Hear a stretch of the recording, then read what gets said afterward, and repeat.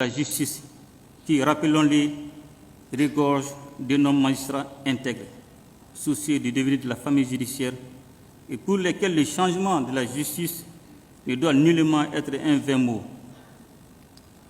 Au-delà des engagements individuels, le changement tant souhaité doit être porté collectivement par une prise de conscience générale. De nombreuses mesures d'accompagnement pour y arriver sont déjà en cours. Il s'agit, entre autres, de l'augmentation progressive du budget alloué à la justice et des meilleurs traitements salariaux des acteurs de la justice. Nous ne perdons également pas de vue l'adoption de législation appropriée allant dans le sens de la bonne distribution de la justice, facteur de prise de décision de bonne qualité par les magistrats. Cette dynamique connaîtra sans doute son point culminant avec la forte implication des organes de contrôle et de vérification de bonne marche de l'activité judiciaire. Si certaines dérives sont constatées ça et là, cet état de fait ne pourrait entacher tout le système car le courage, l'abnégation et le sens de la personnalité et du devoir bien fait sont aussi des réalités appréciables dans le système de la justice. Alors, une plus grande attention devra être accordée aux personnels exemplaires de la justice en termes de promotion et de distinction des mérites. Il s'agira plus concrètement pour la hiérarchie judiciaire chargée d'examiner les recours d'être plus attentive à la transparence des décisions de justice. La hiérarchie est également exhortée à notifier le bon travail aux fins de promotion. C'est à ce prix que le renouveau de la justice se fera. Selon son président, en 2021, la Cour suprême a reçu 664 dossiers en matière pénale, civile, commerciale et sociale, dont 620 sont déjà traités. Les 44 autres dossiers restants sont en instance. La plus haute juridiction du pays demande la construction de nouvelles infrastructures judiciaires, un financement conséquent, plus de ressources humaines, l'accélération des procédures judiciaires, l'adoption d'une loi portant statut du juge des comptes, la création d'un centre de documentation des doléances dont le président de la transition a pris bonne note avant de signer les plumitifs. Nous restons à la Cour suprême pour parler des opportunités que la rentrée des cours et tribunaux offre aux principaux acteurs de la justice. Selon les informations recueillies par notre reporter Adama Djimde, cette rentrée est une occasion de rencontre et d'évaluation du chemin parcouru pour les acteurs de justice. Cette année, le thème retenu est « Une justice plus proche du citoyen », problématique d'une saine distribution de la justice. Le rapporteur de l'audience et le secrétaire général de la Cour suprême, Aboubakar Guissé, a abordé la question pendant 1 heure. Il a évoqué les tares de la justice qui minent son bon fonctionnement et appelé à une synergie d'action de tous les acteurs pour relever les défis. Adama Djimde.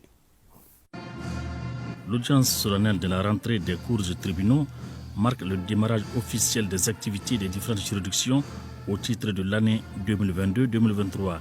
Elle est placée sous la présidence du chef de l'État, président du Conseil supérieur de la magistrature, le colonel Assimi Goïta. La présente édition a pour thème une justice plus proche du citoyen, problématique d'une bonne distribution de la justice.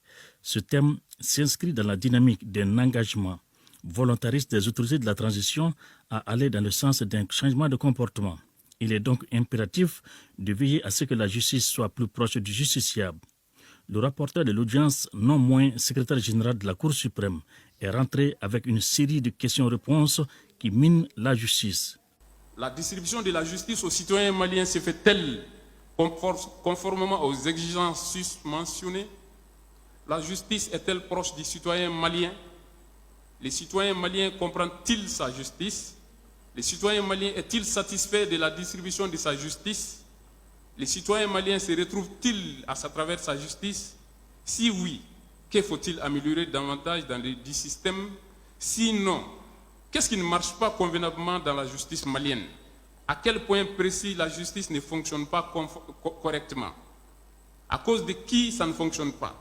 À cause de quoi ça ne fonctionne pas? Qu'est-ce qu'il faut pour corriger? Qu'est-ce qu'il faut corriger? Pourquoi faut-il corriger? Comment faut-il procéder pour corriger?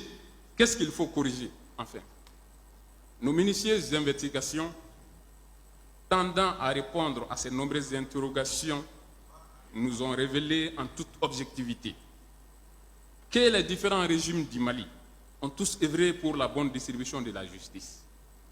Mais à présent, de nombreux obstacles entravent la bonne distribution de la justice. Ces obstacles sont généralement relatifs à l'accès à la justice et à la compréhension même de la justice au Mali. La rentrée judiciaire demeure une tribune d'évaluation, d'introspection, de questionnement et d'interrogation quant à la pratique de tous les acteurs de la justice. Aujourd'hui, l'insécurité fait que plusieurs juridictions sont redéployées ailleurs. Pour le magistrat Guissé, que vaut une décision prise dans ces conditions? L'insécurité qui sévit dans les zones du nord et celle du centre du Mali, et même maintenant dans toutes les zones de conflit, contraint les personnels judiciaires de ces zones à fuir ou à se replier sur les juridictions des grandes villes. Qu'en est-il de la légalité des décisions rendues par ces juges en dehors de leur siège, souvent même en dehors de leur ressort? Par ailleurs, la lenteur de la justice l'éloigne elle aussi dangereusement du citoyen. De façon générale au Mali, la justice n'est jamais rendue à l'heure souhaitée, encore moins en avance. La justice malienne fait l'objet de tares qui bloquent son fonctionnement normal. L'insuffisance numérique du personnel des juridictions occasionne l'engorgement de celles-ci, la lenteur des procédures et la mauvaise qualité des décisions judiciaires. L'insuffisance numérique des auxiliaires de justice rend difficile et coûteux la représentation des justiciables à l'intérieur du pays, les mêmes avocats pouvant être sollicités par les deux parties au procès. Le rapporteur Guissé s'est interrogé sur la nature de l'indépendance de la justice avec la présence des non-magistrats au sein du Conseil supérieur de la magistrature. Le concept de pouvoir judiciaire, un cher concept, refusé par l'État colonial, refusé par la Constitution de 1960, refusé par la Constitution de 1974, n'a été consacré que par la Constitution du 25 février 1992, en son article 81, alinéa 1er, qui dispose, je cite, « Le pouvoir judiciaire est indépendant des pouvoirs exécutifs et législatifs.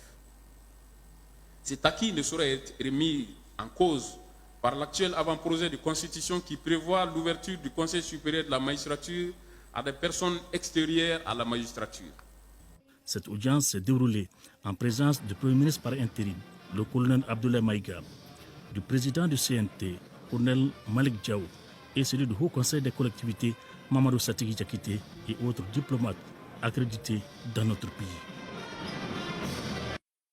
Dans un communiqué déposé à notre rédaction, le bureau exécutif du syndicat autonome des greffiers, secrétaire des greffes et parquet SINAG, au vu des résultats